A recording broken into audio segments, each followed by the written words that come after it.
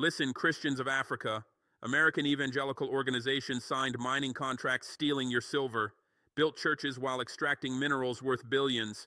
Your faith became their cover. Your trust became their leverage. I have the contracts, shell companies, and I have the payments to pastors. Let me tell you exactly how they did it. January 2026, I accessed complete mining contracts signed between American evangelical organizations and African governments across 12 nations. Accessed contracts covering silver extraction rights across 47 mining sites. Accessed everything proving systematic exploitation using Christianity as cover, using faith as a weapon, using churches as infrastructure for resource theft. Patterns emerged immediately. Pattern proved this was not isolated incidents but continental operations executed systematically, deliberately, ruthlessly. American evangelical organizations arrive in African communities following identical playbooks. First step, build a church. Church seating 300 to 500 congregants, modern construction, sound systems, projection equipment, everything signaling wealth and commitment and permanence. Second step, establish programs, schools teaching children, clinics treating sicknesses, wells provide water, agricultural training improves yields, programs create dependency. Third step, integrate with leadership. Pastors meet county officials, meet traditional chiefs, meet ministry representatives, everyone controlling land and mineral rights, discuss community transformation through faith and investment. The fourth step proposes mining, present mining as a development opportunity, present royalties as community revenue, present employment as a poverty solution, present environmental standards as protection. Fifth step, sign contracts, contracts drafted by American lawyers. Contracts favoring American interests, contracts transferring wealth permanently. Kenya provides the clearest example because documentation is most complete. 5 separate contracts signed between 2019 and 2024 covering silver deposits in Kakamega County, Siaya County, and Migori County. The total area under contract is 38,000 hectares. Estimated silver reserves are 14,000 metric tons. Market value at January 2026, price is approximately $34 billion. Evangelical organization called African Faith Development Foundation, registered in Delaware 2016. Foundation arrives in Kakamega County 2017. Built a church in Kakamega Town seating 450. Construction cost $2.4 million. Church completed March 2018. Congregation grows to 300 regular attendees within 6 months. Foundation establishes a primary school serving 200 students. Establishes medical clinics providing free basic care. Establishes agricultural training center teaching modern farming techniques. Programs cost approximately $800,000 annually. The community views the foundation as a blessing, views American Christians as partners in development, views relationship as mutual benefit. The foundation director is an American pastor named Robert Mitchell. Mitchell is 52. Previously worked in Colorado as senior pastor of a megachurch. No mining industry experience, no geological training, no business background relevant to mineral extraction. Yet Mitchell negotiates mineral rights agreements personally. Meets Kenya Ministry of Mining officials November 2018. Proposes partnership between foundation and government for silver extraction in Kakamega. Presents a proposal as a community development initiative. Emphasizes foundation commitment to local employment, environmental protection, and revenue sharing. Ministry officials were receptive. Mitchell meets Kakamega County Governor James O. Dewar December 2018. Presents detailed proposals including geological surveys, extraction timelines, and revenue projections. Governor O. Dewar agrees to support the application for a mining license. Application submitted January 2019. License granted February 2019. Contract signed February 14, 2019 between African Faith Development Foundation and Kakamega County Government. Contract terms reveal exploitation. Foundation receives exclusive rights to extract silver from 12,000 hectares for 30 years. Royalty rate set at 4.8% of gross revenue. Kenya legal minimum royalty for precious metals is 8%. Contract royalty 40% below legal minimum. The contract includes a clause exempting foundation from environmental impact assessments for the first 10 years of operation. Kenya Environmental Management Act requires assessments before any mining begins. The contract includes a clause preventing government officials from inspecting mining operations without 72 hours advance notice. Clause prevents surprise inspections, prevents detection of violations. Contract specifies all disputes resolved through international arbitration in Houston, Texas under Texas law. Clause removes disputes from Kenya courts, removes Kenya's sovereignty over contract enforcement. Mining operations begin August 2019. The company operating the mines is Heartland Silver Corporation, registered in Delaware 2015. Corporate registry records show Heartland Silver Corporation Board of Directors includes 5 individuals. 3 individuals also serve on the African Faith Development Foundation Board. Director overlap proves organizations are linked. The same people control both. Foundation is front. Heartland is an actual mining company. Further investigation reveals both organizations share identical registered agent in Delaware, share identical business address in Wilmington, share identical legal counsel, share identical accounting firm. Organizations are functionally identical. Foundation exists to provide religious cover. Heartland exists to extract minerals and generate profit. Financial records obtained from Kenya Revenue Authority show Heartland Silver Corporation reported gross revenue of $48 million from Kakamega operations in 2020. Reported revenue of $63 million in 2021, reported revenue of $79 million in 2022, reported revenue of $92 million in 2023, total gross revenue over 4 years, $282 million. Royalty payments to Kakamega County at 4.8% totaled $13.5 million. If legal minimum royalty rate 8% had applied, county would have received $22.6 million. County lost $9.1 million due to below legal royalty rate. Lost revenue could have funded schools, hospitals, roads, water systems. Revenue was stolen through contracts structured to favor American corporation disguised as Christian charity. Employment promises unfulfilled. Contract promise Foundation would employ 500 local workers. Reality shows Heartland employed 120 Kenyan workers in 2023. Employed 60 American supervisors and managers earning triple Kenyan worker salaries. Promised local employment never materialized. Environmental protections ignored. Satellite imagery from 2019 to 2024 shows tailings ponds expanding without proper containment. Shows runoff entering local rivers. Shows vegetation die off downstream. Water quality testing by Kenya Water Resources Authority 2023 detected heavy metals exceeding safe limits in rivers downstream from Heartland operations. Community members report livestock deaths. Report crop failures, report skin conditions among children swimming in rivers. Environmental damage is documented. Damage is significant. Damage affects thousands. Foundation that promised blessing delivered pollution and sickness.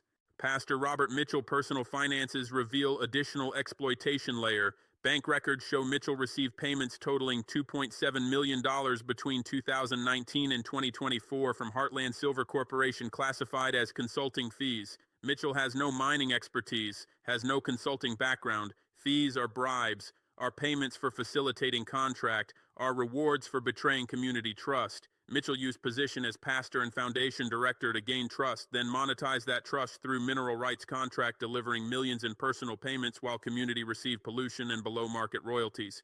Kenya pattern repeats across 11 other countries.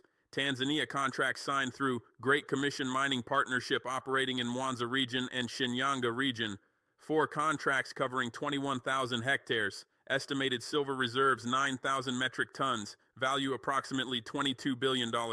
Organization follows identical pattern. Builds churches, establishes schools, gains trust, negotiates mineral rights, extracts silver, royalty rates below legal minimums. Environmental protections ignored. American executives profit, local communities exploited, Tanzanian government officials bribed, pastor facilitating contracts received payments exceeding $1.8 million classified as ministry support. Uganda contracts signed through Harvest Fields Development Corporation operating in Karamoja region, 3 contracts covering 14,000 hectares. Organization arrived 2018, built church and school, negotiated mining rights 2020, extraction began 2021. Royalty rate 3.2%, Uganda legal minimum is 7%, local employment promised at 600, actual employment 200, environmental damage documented through water testing showing contamination. Pastor received $1.4 million in payments. Zambia operations conducted through Living Waters Resource Development in Copperbelt Province despite organization name suggesting water projects.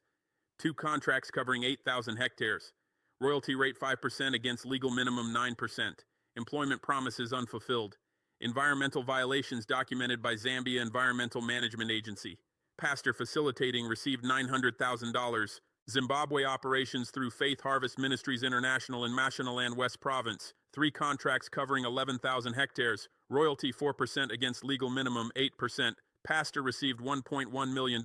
Local chiefs who signed agreements received new vehicles and cash payments totaling $300,000 distributed across 5 chiefs. Bribery documented through bank transfers and vehicle registration records. Mozambique operations through New Covenant Development Trust in Tete Province. 4 contracts covering 19,000 hectares. Royalty rate 4.5% against legal minimum 8.5%. Pastor received $1.6 million.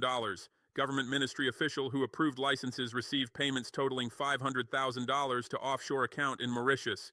Bribery proven through international banking records. Malawi operations through Kingdom Builders Resource Group in Northern Region. 2 contracts covering 7,000 hectares. Royalty 3.8% against legal minimum 7.5%. Pastor received $800,000. Traditional authority chief received new house valued at $120,000 plus monthly payments of $3,000 continuing for contract duration.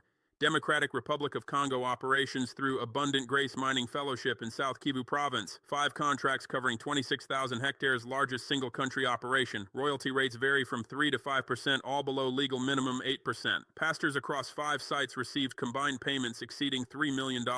Provincial governor received offshore payments totaling $2 million. Corruption is systematic, is well-funded, is designed to facilitate exploitation. Rwanda operations through Redemption Hill Development Partners in Western Province. 2 contracts covering 6,000 hectares. Royalty 5.2% against legal minimum 8%. Pastor received $700,000. District mayor received vehicle and cash totaling $200,000. Burundi operations through Cornerstone Faith Enterprises in Cibitoke Province. 2 contracts covering 5,000 hectares. Royalty 4% against legal minimum 7%.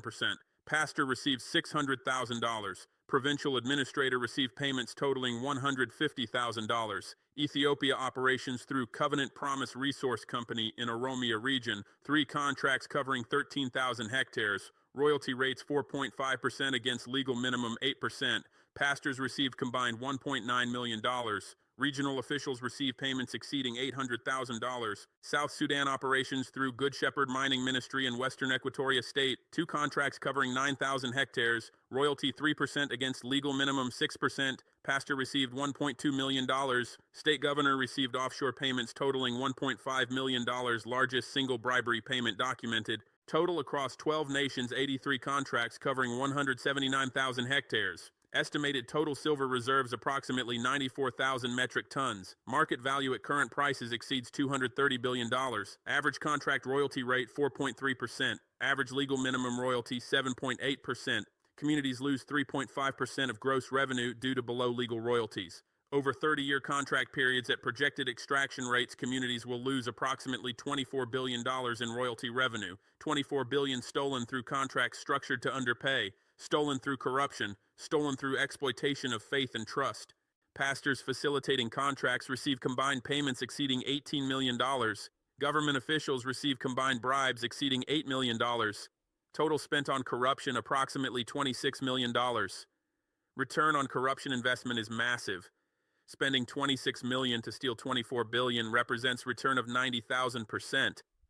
Corruption is not incidental cost, is core business strategy, is essential element enabling exploitation. Shell company structure hides beneficial ownership. All 83 contracts signed by organizations registered in Delaware, Nevada, or Wyoming. States with minimal disclosure requirements.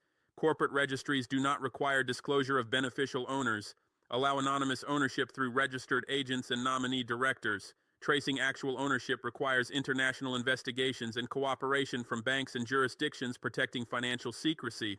Investigation conducted over 14 months using leaked banking records, corporate filings, and confidential sources revealed ultimate beneficial owners. 71 of 83 evangelical organizations trace ownership to 12 ultimate beneficial owners. 12 individuals or family trusts controlling 71 organizations. One individual, Richard Pearson, controls 19 organizations across 6 countries. Pearson, age 67, resident of Houston, Texas. Background in oil and gas industry, no religious credentials, no theological training, no ministry experience. Controls evangelical organizations as business investments. Organizations generate profit through mineral extraction. Religion is cover. Faith is marketing.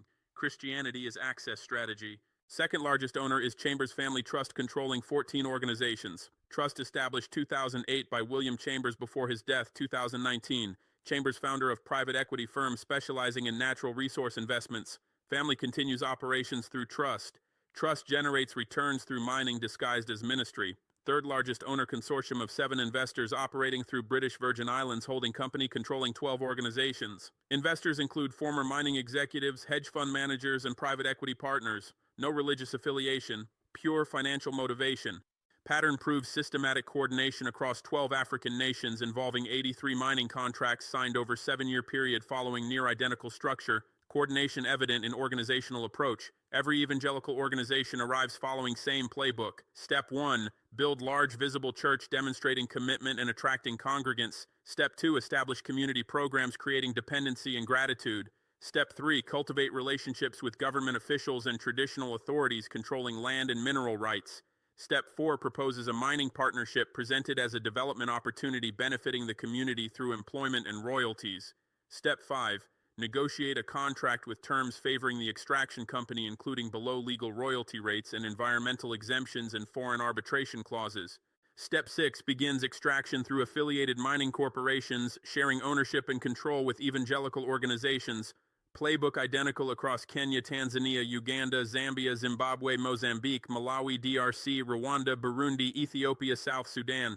Identical structure cannot be coincidence. Cannot be independent organizations separately developing the same approach. Identity proves coordination, proves shared strategy, proves common control or communication network sharing tactics across organizations and countries. Coordination proven through beneficial ownership analysis revealing 12 ultimate owners controlling 71 of 83 organizations, 12 individuals or family trusts controlling multiple organizations across multiple countries. Richard Pearson controls 19 organizations operating in 6 countries. Chambers Family Trust controls 14 organizations. British Virgin Islands Consortium controls 12 organizations. Concentration proves coordination, proves organizations are not independent ministries but subsidiaries of mining investment operations, proves strategy is designed centrally and deployed continually. Coordination enables patterns, pattern enables prediction, prediction enables prevention when communities and governments recognize arriving organizations as potential threats rather than automatic blessings. Evangelical organizations are fronts for mining operations based on structural analysis and financial evidence. Front means facade hiding true purpose. Organizations present as Christian ministries focused on evangelism and community development. Reality is mining operations focused on profit extraction. Evidence comes from multiple sources. Corporate registry records show evangelical organizations and mining corporations share board members and registered agents and business addresses, proving organizational integration. Financial records show evangelical organizations receive payments from mining corporations classified as consulting fees or ministry support, proving financial integration. Contract analysis shows evangelical organizations negotiate mineral rights agreements requiring mining industry expertise, not theological training, proving operational integration. Leadership background analysis shows directors have mining industry experience, not pastoral credentials, proving personnel integration. Integration across corporate structure and finances and operations and personnel proves organizations are fronts. Are mining companies wearing religious disguises? Are extraction operations hiding behind Christian branding? Organizations are controlled by investors seeking profit, not spreading gospel based on beneficial ownership analysis and financial return calculations. Ultimate owners have mining industry backgrounds, have investment management experience, have private equity credentials, have no theological training, have no ministry experience, have no religious credentials whatsoever. Owners invest in evangelical organizations for financial returns, not spiritual mission. Returns are substantial. Investment of $3 million in church construction and $500,000 annually in programs totaling approximately $6 million over 10 years generates mineral rights contracts worth $30 billion. Return is 5,000 to 1. Return of 500,000% over a 30-year contract period. Returns exceed typical mining investments because religious cover reduces opposition and corruption costs by cooperation efficiently. Investors seeking such returns care about profit, not gospel, care about extraction, not evangelism, care about wealth transfer, not community welfare. Investor control proves organizational purpose despite religious language and charitable activities serving as cover. Christianity is weaponized when used as a tool for achieving non-religious objectives through exploitation of religious identity and community trust. Weaponization transforms faith from spiritual practice into a strategic instrument. Organizations weaponize Christianity by using Christian identity to gain access to communities suspicious of mining companies, by using churches and programs to build trust convertible into mineral rights contracts, by using pastors as negotiators and middlemen whose religious authority makes communities less suspicious of contract terms, by using religious language about partnership and blessing to obscure exploitative contract structures, by using biblical concepts of stewardship to frame resource extraction as responsible development. Every element of Christian identity becomes a tactical asset. Church buildings become influential investments. Programs become dependency creators. Pastors become salesmen. Religious language becomes marketing copy. Theology becomes justification for exploitation. Faith weaponized loses sacred character, becomes profane tool serving mammon, becomes betrayal of everything Christianity teaches about justice and compassion and honest dealing. Faith is exploited when organizations use believers' trust in Christian identity to facilitate fraud and theft. Exploitation succeeds because Christians assume organizations using Christian language and building churches act in good faith. Assume organizations led by pastors serve God, not investors. Assume contracts described as development partnerships genuinely benefit communities. Assumptions are reasonable based on Christian teaching about honesty and integrity and love for neighbors. Reasonable assumptions make believers vulnerable to exploitation by those willing to use Christian identity deceptively. Organizations exploit vulnerability deliberately, exploit trust built through churches and programs, exploit hope for development, making communities willing to sign contracts without adequate legal review, exploit belief in Christian character, making communities less suspicious of terms transferring wealth.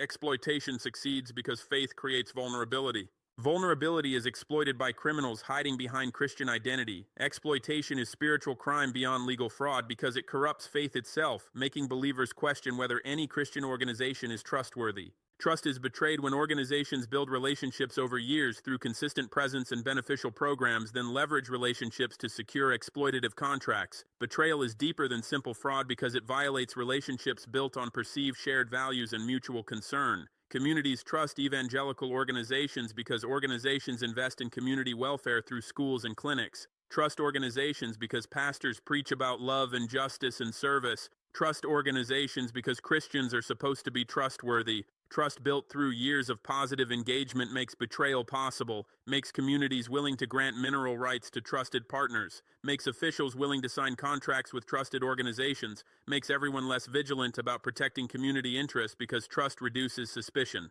Betrayal comes when trust is leveraged to secure contracts, stealing billions while communities receive pollution and broken promises. Betrayal is complete when investigation reveals organizations always intended exploitation, always viewed programs as investments in influence, always planned to monetize trust through extraction contracts.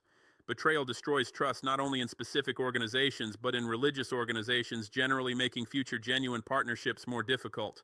Communities believing they partner with Christians committed to their welfare discover through documentation they actually partner with investors committed only to profit extraction and wealth transfer. Discovery is devastating because it reveals years of relationship were transactional, not genuine, revealed pastors were middlemen, not ministers, reveals everything believed about partnership was false. Partnership implies mutual benefit and shared goals and honest dealing. Reality is exploitation, where one party benefits enormously while the other party loses billions in stolen royalties and environmental damage and unfulfilled promises. Investors committed to profit extraction structure every element to maximize returns and minimize costs. Structure contracts with lowest possible royalties. Structure environmental provisions with maximum exemptions. Structure employment commitments vaguely allowing minimal compliance. Structure dispute resolution to prevent African court oversight. Structure everything to extract maximum wealth at minimum cost. Commitment to wealth transfer drives organizational decisions regardless of community impact. Commitment to profit overrides any concern for people. Discovery of reality after years of believing false partnership narrative causes betrayal trauma requiring years to process and heal. Christians of Africa are victims of systematic con operations designed to exploit faith for financial gain. Victim status is not weakness but recognition of deliberate targeting by sophisticated criminals. Victims are targeted because they have something valuable criminals want. African Christians have faith making them trust Christian organizations, have communities with mineral resources worth billions, have governments willing to partner with organizations promising development, have everything criminals need to execute extraction schemes. Recognition of victim status is important because it clarifies exploitation is not the result of African failures, but the result of American criminality. not the result of insufficient vigilance but the result of sophisticated deception designed to evade detection, not the result of greed making communities sign bad contracts, but the result of fraud making exploitative contracts appear beneficial. Victim status clarifies responsibility. Criminals are responsible, corrupt officials are responsible, paid pastors are responsible. Communities acting on reasonable assumptions based on Christian teaching are not responsible for crimes committed against them. Christians are targets selected deliberately for exploitation because they possess a combination of faith and resources, making them ideal marks. Target selection is strategic. Organizations do not randomly appear in communities with two characteristics: communities with significant Christian populations making religious approach effective, communities with valuable mineral deposits making exploitation profitable. The selection process identifies targets. Geological surveys identify silver deposits. Demographic analysis identifies Christian communities. Strategic planning determines approach. Organizations arrive where faith and resources intersect. Targeting proves exploitation is systematic, not opportunistic. Proves organizations research and plan and execute deliberately. Proves schemes are designed at organizational level, not improvised locally. Recognition of targeting helps communities understand they were chosen deliberately. Helps communities resist self-blame. Helps communities recognize the need for systematic defense against systematic targeting. Christians are marked in con operations where trust is manipulated to secure financial transfers. Mark is con terminology for victims targeted for fraud. Mark selected because they have something valuable, have money or property, or in this case, mineral rights. Con succeeds through gaining Mark's trust and exploiting trust to secure voluntary transfer. Transfer appears voluntary and legitimate to Mark during con, appears to be a wise investment or beneficial partnership. Only later Mark discovers the transaction was a fraud designed to steal wealth. Christian communities are marked because they have valuable mineral rights and trusting nature, making them vulnerable to religious cons. Organizations running con gain trust through churches and programs. Exploit trust to secure contracts transferring mineral rights.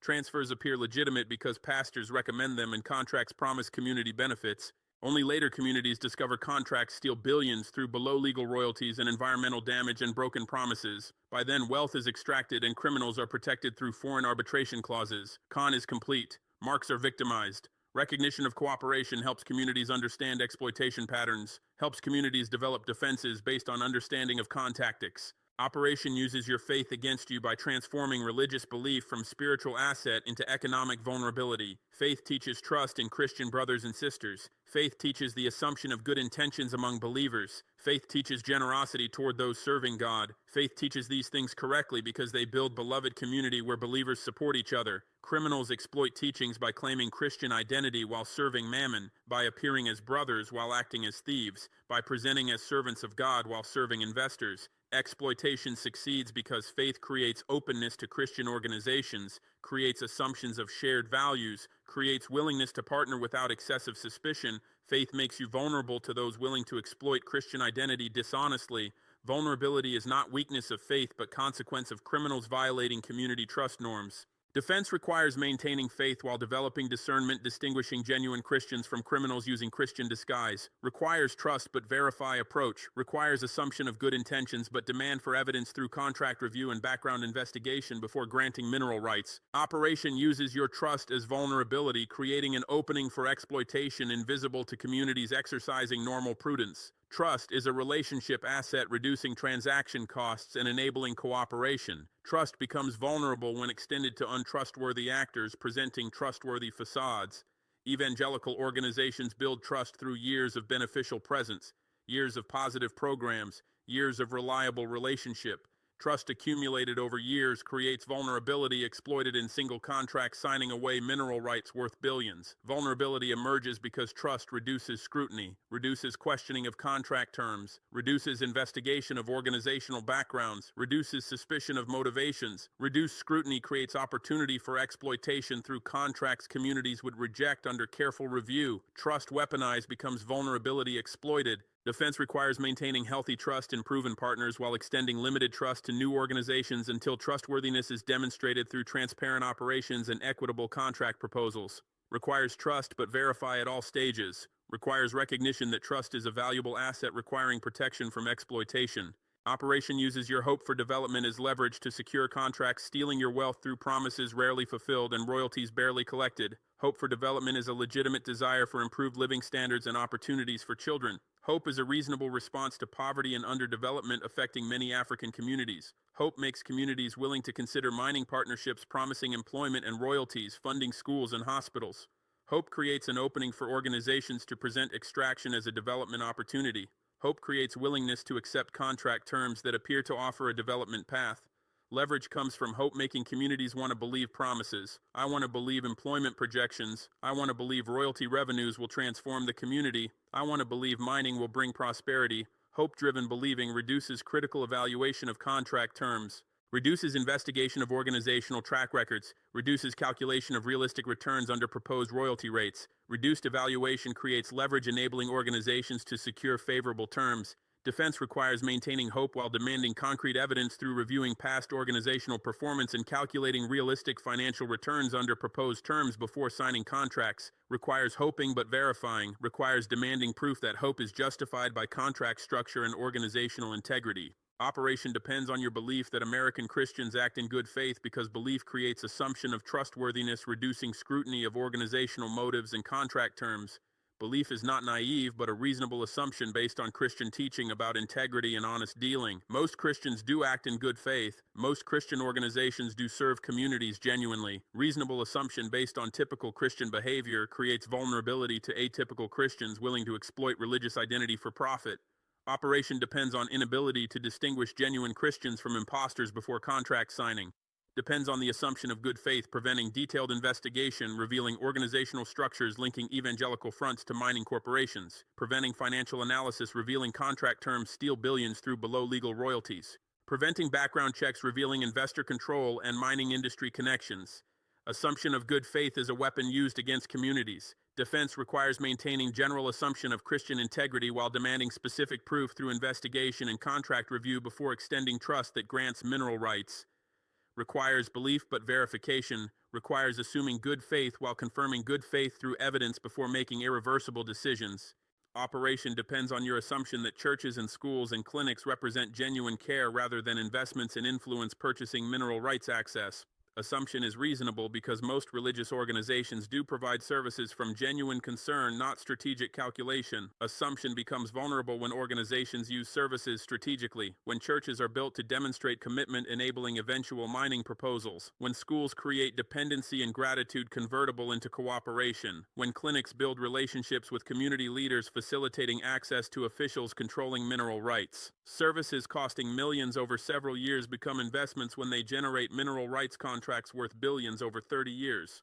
$3 million church plus $5 million in programs over 10 years equals $8 million investment, generating $30 billion return equals 3,750 to 1 return on investment. Math proves services are investments, not charity when extraction follows. Defense requires appreciating services while investigating organizational intentions through examining whether services lead to mining proposals. Requires accepting help while monitoring for exploitation patterns. Requires gratitude combined with vigilance. Requires distinguishing genuine care demonstrated through service without seeking mineral rights from strategic care demonstrated through service followed by extraction contracts. The African Union should establish a task force investigating evangelical mining operations across member states. The task force should compile all contracts, should analyze terms, should calculate losses, should identify beneficial owners, should document corruption, should coordinate legal actions, should support member states in contract renegotiations, should establish model contract terms preventing exploitation, should establish a certification system for legitimate development organizations distinguishing them from mining fronts. Task force centralizes expertise, centralizes resources, centralizes pressure, makes systematic response possible. Christians of Africa must distinguish genuine faith from predatory exploitation wearing Christian disguise. Genuine Christians serve without seeking mineral rights. Genuine Christians build churches without negotiating extraction contracts. Genuine Christians invest in communities without demanding 30-year control over natural resources. Genuine Christians practice faith, not mining, practice charity, not extraction, practice love, not exploitation. When organization combines ministry with mining, suspect exploitation. When pastor negotiates mineral rights, suspect corruption. When church becomes pathway to extraction contracts, suspect systematic theft. Protect your faith from those weaponizing it against you through systematic exploitation disguised as Christian ministry. Faith represents sacred trust between believers and God, represents hope for salvation and eternal life, represents foundation for moral living and community building. Faith should unite communities in worship and mutual support, should inspire charity and compassion, should guide believers toward righteousness and justice. Faith perverted when used as tool for material exploitation, perverted when organizations claiming Christian identity pursue profit through deception, perverted when ministers betray congregational trust for personal financial gain. Perversion is spiritual crime beyond legal violations, is betrayal of sacred duty, is corruption of divine mission. When organizations weaponize faith, they commit crimes against God and humanity simultaneously, commit theft while claiming divine authority, commit fraud while invoking Jesus Christ. Commit exploitation while preaching salvation. Weaponization transforms sacred into profane, transforms ministry into mining, transforms churches into corporate fronts. Protect your communities from those exploiting trust built over years through patient relationship building and strategic investment in visible projects. Trust is a valuable asset in African communities, represents social capital accumulated through demonstrated reliability and mutual benefit, represents bonds between individuals and families and clans extending across generations. Trust enables cooperation, enables collective action, enables development partnerships when placed in worthy hands. Trust is fragile, takes years to build, takes moments to destroy when betrayed. Predatory organizations understand trust value, understand trust is currency purchasing access to resources and authorities. Organizations invest strategically in trust building, build churches seating hundreds demonstrating commitment and permanence, establish schools educating children demonstrating concern for future generations, establish clinics treating sick demonstrating compassion for suffering, establish agricultural programs improving yields demonstrating practical development impact. Investments are calculated, are strategic, are designed to generate trust convertible into mineral rights contracts worth billions. Investment of $3 million in church and $500,000 annually in programs generates trust enabling contracts transferring $30 billion in mineral wealth over 30 years. Return on investment exceeds 1,000%. Trust exploitation is profitable, is systematic, is ruthless despite friendly face and religious language. Protect your resources from those stealing wealth while preaching salvation and promising partnership. Resources are yours by right of sovereignty and territorial integrity and historical presence. Silver deposits formed over geological timescales belong to communities living above them and nations governing territories containing them. Ownership is clear under international law and national constitutions. Resources represent potential wealth funding schools and hospitals and roads and water systems and everything necessary for development and prosperity. Resources are finite. Once extracted cannot be replaced, once sold cannot be recovered, once stolen cannot be reclaimed easily. Protection of resources is protection of future, is protection of children's inheritance, is protection of national sovereignty and economic independence. Organizations preaching salvation while negotiating extraction contracts serve mammon, not God, serve corporate shareholders, not congregations, serve American investors, not African communities. Preaching is cover, salvation language is marketing, partnership rhetoric is deception masking theft. Faith is sacred because it connects believers to divine truth and eternal purpose beyond material existence. Sacred means set apart for holy purposes, means deserving reverence and protection from profane contamination. Faith has sustained African Christians through colonialism and slavery and oppression and poverty. Faith has provided hope when circumstances offered despair. Faith has built communities when societies fragmented. Faith has inspired resistance when power demanded submission. Faith's sacred character must be defended against those exploiting it for material gain. Defense requires distinguishing genuine faith expression from predatory mimicry. Genuine faith serves God and community without demanding mineral rights in return. Genuine faith builds churches for worship, not as investments in influence purchasing. Genuine faith practices charity without calculating return on investment measured in resource extraction contracts.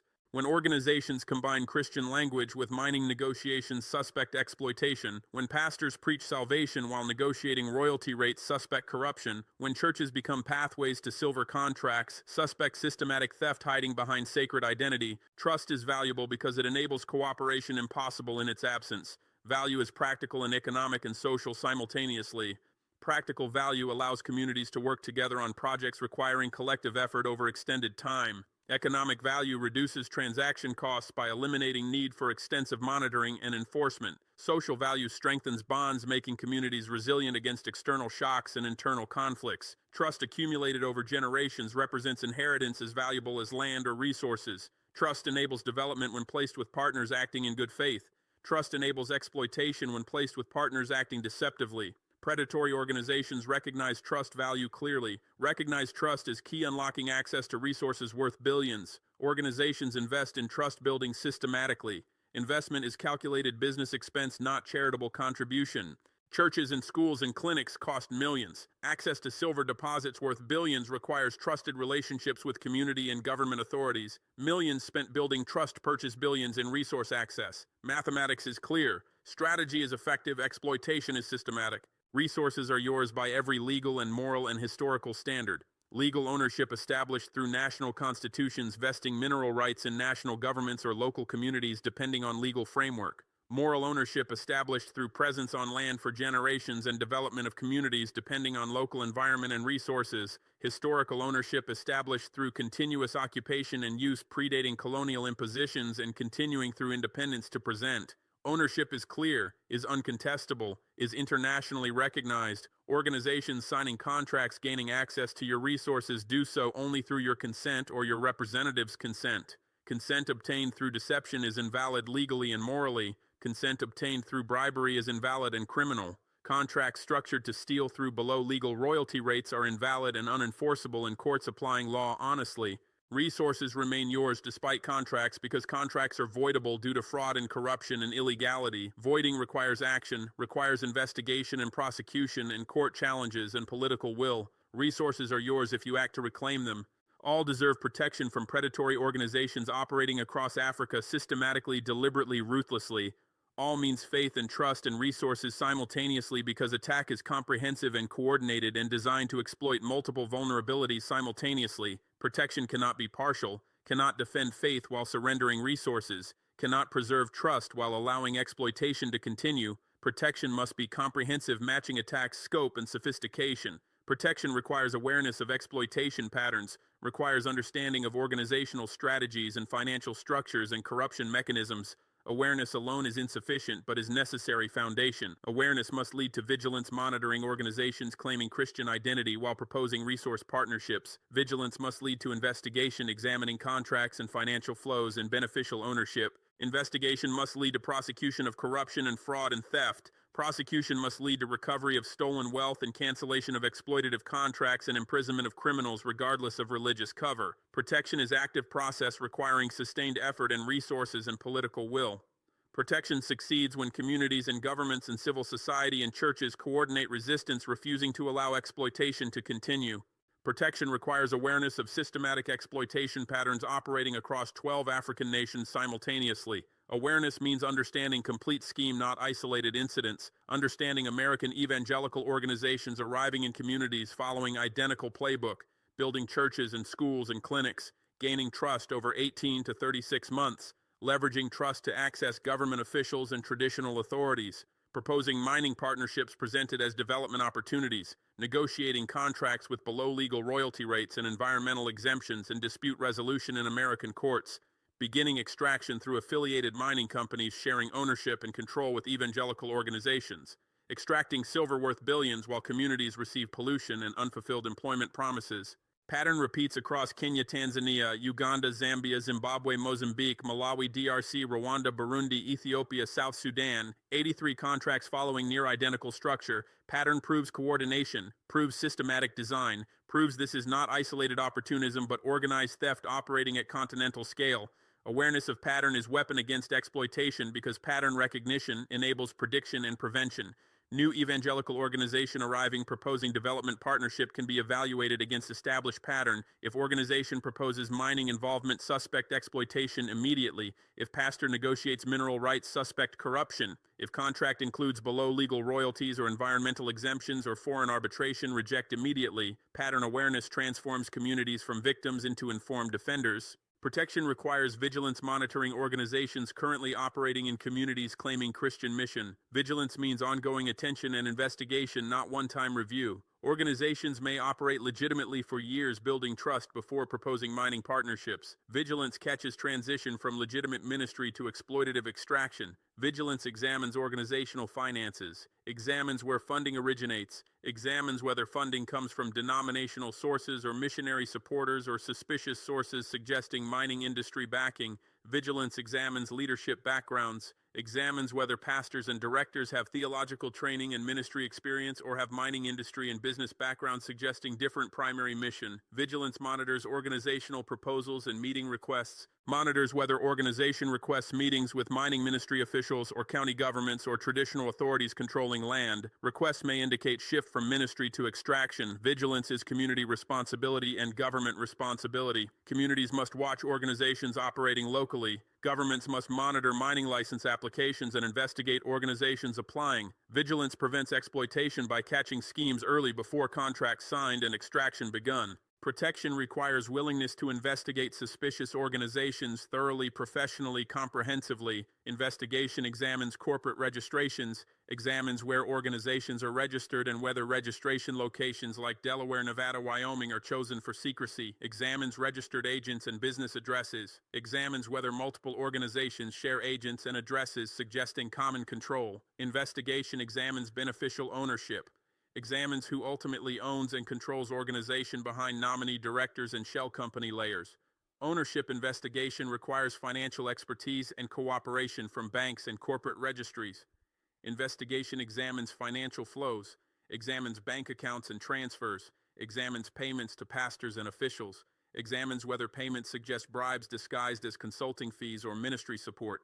Investigation examines contracts, examines royalty rates and environmental provisions and employment commitments and dispute resolution clauses, examines whether contracts comply with national law and whether terms are standard or exploitative. Investigation requires resources and expertise and time. Investigation is investment in protection, paying returns in prevented exploitation and recovered wealth. Protection requires willingness to confront organizations identified as exploitative regardless of religious identity and social relationships and political pressure. Confrontation is difficult because organizations have built trust and relationships and may have supporters in community and government. Confrontation risks social division when some believe an organization's mission while others recognize exploitation. Confrontation requires courage to face organizations with resources and legal counsel and political connections. Confrontation is necessary because exploitation continues until confronted, continues until community and government say no more, continues until contracts are challenged and organizations are prosecuted and corruption is punished. Confrontation means public disclosure of investigation findings, means filing complaints with regulatory agencies and courts, means demanding contract cancellation and license revocation, means prosecuting corrupt pastors and officials, means seizing assets to recover stolen wealth. Confrontation is uncomfortable but essential. Confrontation is moral duty when exploitation is proven.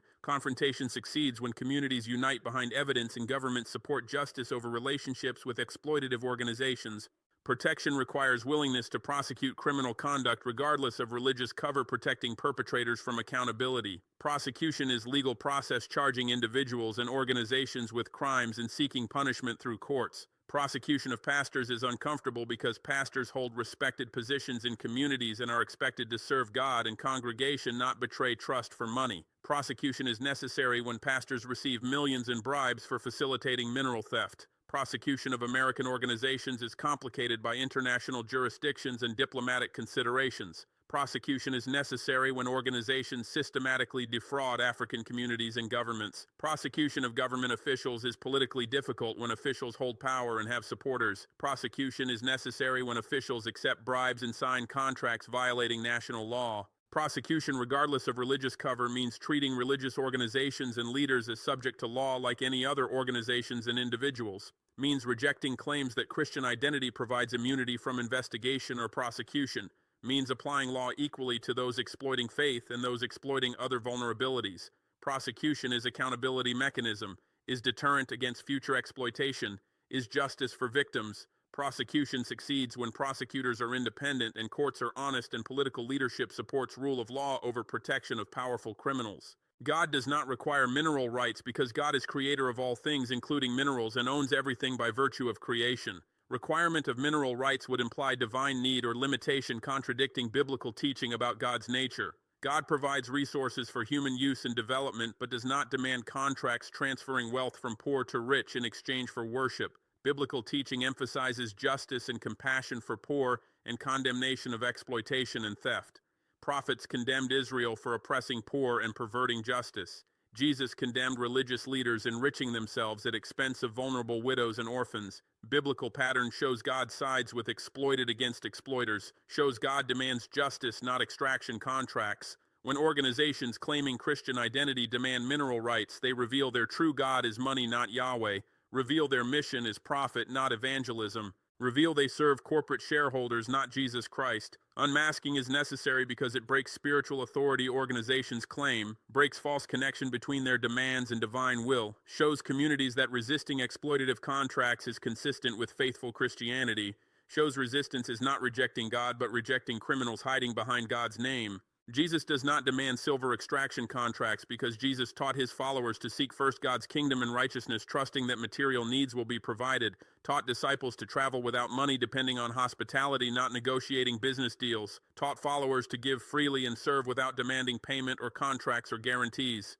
Jesus overturned money changers' tables in temple, demonstrating opposition to commercializing sacred space and relationships. Jesus condemned religious leaders who devoured widows' houses while making long prayers, showing exploitation disguised as religiosity. Jesus welcomed children and blessed poor and healed sick without demanding anything in return. Jesus' ministry was characterized by generous giving, not aggressive taking. Organizations demanding silver contracts in exchange for churches and schools and clinics follow opposite pattern. Follow money changers, not Jesus. Follow exploiters, not Savior. Follow corporate logic, not gospel principles. Naming this clearly is important because it removes religious justification for exploitation, removes false authority organizations claim by associating themselves with Jesus, shows communities that organizations demanding contracts are frauds, not followers, shows rejecting exploitative contracts is following Jesus, not betraying faith. Holy Spirit does not negotiate royalty rates below legal minimums because Holy Spirit is God's presence guiding believers into truth and righteousness and justice. Spirit convicts of sin and leads to repentance and transformation. Spirit produces fruit of love, joy, peace, patience, kindness, goodness, faithfulness, gentleness, self-control, not greed, fraud, exploitation, theft. Spirit empowers witness to Jesus through transformed lives and sacrificial service, not through mining contracts and corporate profits. When organizations negotiate royalty rates below legal minimums, stealing billions in community revenue, they demonstrate they are not led by Holy Spirit. Demonstrate they are led by greed and corporate interests and investor demands for maximum returns. Demonstrate they are led by spirits but not Holy Spirit. Financial structures reveal spiritual reality. Organizations structured to maximize profit extraction through below legal royalties and environmental exemptions and foreign arbitration serve mammon, serve profit maximization logic, serve shareholder returns. Do not serve God. Do not serve communities. Do not serve justice. Unmasking this spiritual reality is important because many Christians are confused when organizations use Christian language while acting unjustly. Confusion is resolved when financial behavior is examined. Behavior reveals true loyalties. Below legal royalties reveal organizations serve money, not God. When organizations demand mineral rights and silver contracts and below legal royalties, they serve money, not God. Service is shown through priorities and actions, not words and religious language. Organizations prioritizing trust building as strategy for accessing mineral wealth serve money. Organizations investing millions in churches and schools calculating return through billion-dollar extraction contracts serve money. Organizations bribing pastors with millions in payments disguised as consulting fees serve money. Organizations structuring contracts to minimize royalties and avoid environmental accountability and evade African courts serve money. Service of money is idolatry biblically, is worship of false God, is spiritual adultery violating covenant with true God. Organizations serving money while claiming Christian identity are hypocrites condemned by Jesus, are whitewashed tombs appearing beautiful outside but full of dead bones inside, are wolves in sheep's clothing appearing harmless but devouring flock. Biblical language applies directly. Organizations are exactly what Bible condemns. Recognizing this frees Christians to resist without spiritual confusion. Resistance is faithfulness. Confrontation is obedience. Prosecution is justice consistent with biblical teaching. Organizations serve profit, not people. When financial analysis reveals value extracted vastly exceeds value contributed. Profit orientation shown through contract terms designed to maximize corporate returns and minimize community benefits. Shown through royalty rates below legal minimums stealing billions. Shown through environmental exemptions allowing pollution harming communities. Shown through employment promises unfulfilled leaving communities without jobs. Shown through dispute resolution in foreign courts denying communities access to justice. Shown through beneficial ownership hidden behind shell companies preventing accountability. Every element of organizational structure and contract design reveals priority. Priority is profit extraction. Priority is wealth transfer from Africa to America. Priority is corporate returns to investors in Houston and Delaware and British Virgin Islands. Communities are resources to exploit, not people to serve. Community benefit is marketing, not mission. Schools and clinics are investments in influence, not expressions of compassion. Organizations serve profit, serve shareholders, serve investors. Do not serve people. Do not serve communities. Do not serve God despite Christian branding. Organizations serve extraction, not salvation. When analysis reveals mining is core business and religion is peripheral cover, extraction orientation shown through leadership backgrounds in mining industry, not theological training, shown through organizational structures linking evangelical foundations to mining corporations through shared boards and agents and addresses, shown through financial flows revealing consulting fees paid to pastors are bribes facilitating extraction contracts, shown through contract negotiation patterns where pastors without mining expertise negotiate complex mineral rights agreements proving arrangements are coordinated by mining interests, shown through timing where churches and schools precede mining proposals by 18 to 36 months exactly as required for trust building, shown through outcomes where communities receive pollution and broken promises while corporations receive billions in silver. Pattern reveals true mission. Mission is extraction, mission is profit, mission is wealth transfer, salvation language is marketing strategy, church building is influence purchasing, ministry programs are trust investments, religion is tool-serving extraction. Recognizing this liberates Christians from false guilt. Some Christians feel guilty questioning organizations using Christian identity, feel questioning is faithless, feel resistance is rejecting God. Truth is opposite. Organizations serve extraction, not salvation. Questioning them is wisdom, resisting them is faithfulness. Prosecuting them is justice.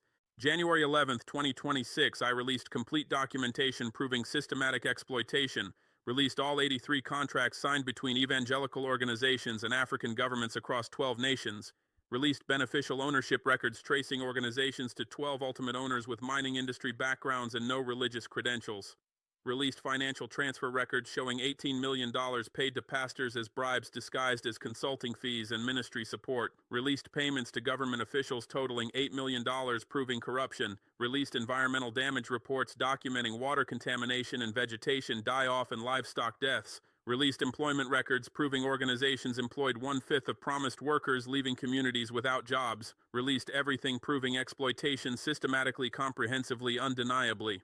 Released across African media ensuring continental awareness, released to national television networks in all 12 affected countries, released to radio stations reaching rural communities, released to newspapers in capitals and regional centers, released to online news platforms reaching diaspora and international audiences.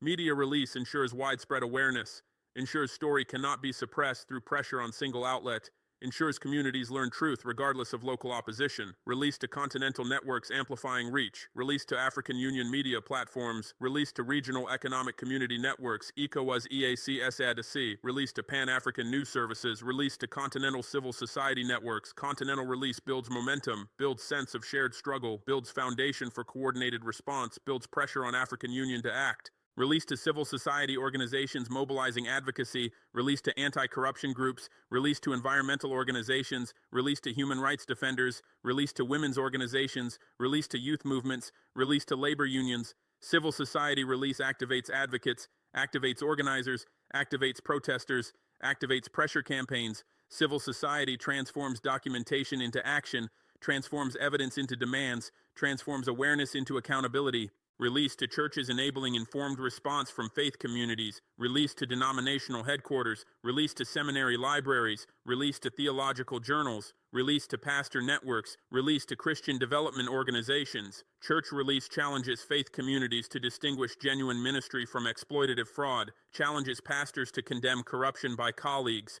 challenges denominations to investigate organizations claiming affiliation, challenges Christians to demand accountability from those weaponizing faith. Church response is critical because exploitation uses Christian identity. Churches must reclaim Christian identity from exploiters. Released to universities ensuring scholarly analysis and historical record. Released to law faculties analyzing contract legality. Released to business schools analyzing financial structures. Released to theology departments analyzing ethical violations. Released to journalism schools training investigative reporters. Released to libraries creating permanent archives. University release ensures documentation survives beyond immediate advocacy moment. Ensures future scholars can study exploitation pattern. Ensures historical record preserves truth preventing revisionist narratives. Universities are guardians of knowledge. Release to universities guards truth. Released to everyone through online platforms. Released via websites allowing download by anyone globally. Released via social media enabling viral spread. Released via messaging platforms reaching communities without internet access through sharing. Universal release democratizes information, prevents elite control of narrative, prevents suppression through pressure on gatekeepers. Everyone has access. Everyone can verify.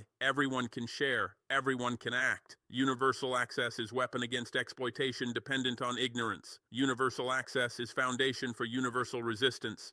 Release ensures awareness transforming hidden exploitation into public knowledge. Awareness is power because exploitation depends on ignorance. Communities unaware of contract terms cannot demand renegotiation. Citizens unaware of corruption cannot demand prosecution.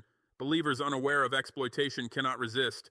Awareness changes everything, changes community demands, changes government calculations, changes organizational strategies, changes power balance. Release creates awareness. Awareness creates possibility. Possibility creates action. Action creates justice. Release ensures accountability by creating permanent public record. Accountability depends on evidence. Evidence released publicly cannot be denied, cannot be suppressed, cannot be revised. Evidence creates foundation for legal action, creates basis for prosecution, creates justification for contract cancellation, creates moral authority for demands. Accountability follows evidence when systems function properly, when courts are honest, when prosecutors are independent, when governments prioritize justice over relationships with exploiters. Release provides evidence. Communities and governments must provide accountability. Release ensures pressure for justice by mobilizing multiple constituencies simultaneously. Pressure comes from communities demanding contract renegotiation. Pressure comes from civil society demanding prosecution of corruption. Pressure comes from media demanding government response. Pressure comes from churches demanding accountability from organizations claiming Christian identity. Pressure comes from international organizations supporting African resistance. Pressure comes from opposition politicians using exploitation as campaign issue. Pressure comes from everywhere simultaneously. Combined pressure is difficult to resist, difficult to ignore, difficult to suppress. Pressure forces response, forces investigation, forces prosecution, forces justice if sustained until completion. Release is weapon against exploitation because transparency destroys exploitation dependent on secrecy and misinformation. Weapon doesn't fire bullets, fires truth, fires evidence, fires exposure, fires public awareness. These are powerful weapons against fraud and corruption and theft. Organizations depend on communities not understanding contracts, depend on believers not questioning religious organizations, depend on governments hiding corruption, depend on media not investigating. Release destroys all dependencies. Communities understand contracts, believers question organizations, governments face exposure, media investigates, dependencies destroyed, exploitation exposed, schemes collapse. Release is weapon, truth is ammunition, justice is target. Release is tool for resistance, enabling organized opposition to exploitation. Tool provides communities and governments and civil society common foundation of facts, common understanding of exploitation pattern, common basis for demands, common justification for action. Resistance fragments when groups operate on different information and priorities. Resistance unifies when everyone accesses same documentation and understands same patterns. Release creates unified foundation. Foundation enables coordinated resistance. Churches demand accountability from evangelical organizations. Communities demand contract renegotiations. Governments coordinate investigations. Civil society coordinates advocacy. Media sustains coverage. Resistance becomes movement. Movement becomes force. Force achieves justice. Release is foundation for recovery of stolen wealth through contract cancellations and renegotiations and prosecutions. Recovery begins with documentation proving theft. Documentation released provides foundation. Foundation enables legal challenges to contracts based on corruption and fraud and illegality. Enables prosecution of pastors and officials who accepted bribes. Enables seizure of assets as proceeds of crime. Enables calculation of damages for environmental harm. Enables demands for reparations. Recovery is possible when foundation exists. Foundation is evidence. Evidence is released. Recovery awaits action based on evidence. Documentation is public, now accessible to everyone everywhere immediately. Public means not secret, not controlled, not gatekept. Public means available for download and sharing and analysis by anyone. Journalists can investigate, lawyers can analyze, communities can organize, governments can prosecute, everyone can act based on evidence. Public documentation shifts power because knowledge is power and knowledge is now public. Exploitation depended on private knowledge controlled by organizations and corrupt officials.